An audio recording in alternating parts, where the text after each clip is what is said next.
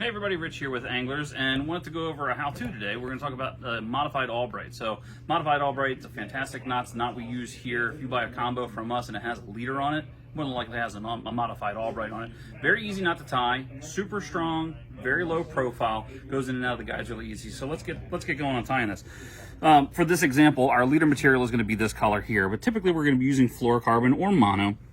So you want to start with your leader material. You're going to fold this over, and you're going to want a pretty decent sized loop. Now you don't need the big loop, we need a small loop, but I want to have all of this in my hand. This just makes it easier while we're tying the knot. So we start with this loop, we take our braid, go through the loop. I typically come up through the loop, and I'm going to pinch the end here.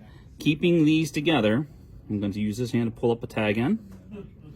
Then I'm going to keep these pinched, hold the rest of this leader material together, and with the rest of my fingers I'm going to wrap this around both pieces. The braid gets wrapped around both pieces of the leader 7 times. So we go 1, 2, 3, 4, 5, 6, 7. Now you want to try really hard to make them look like that.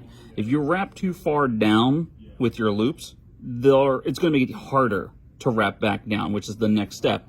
We're going to pinch the end of the wraps here. Now at this point I can let go of the loop. I'm going to keep the braid going in the same direction, but back over those wraps 6 times. 1 less than we did before. So up, down, 7, 6. Up, 7, down, 6.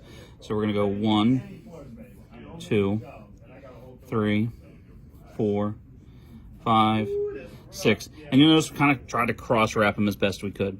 Originally we came up through the loop, so now we want to go down out of the loop. Both pieces of braid should enter and exit that loop the same way. They shouldn't cross. Now here's where things get important.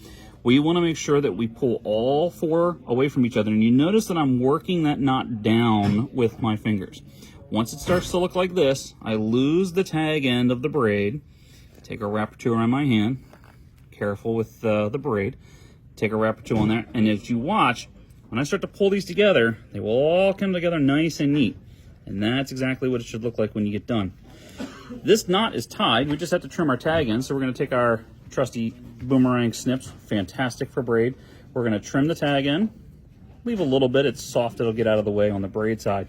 But on the mono or fluorocarbon side, we want to come in and we want to try to trim this tag in as close and flush as possible so that it doesn't get fouled up on anything else.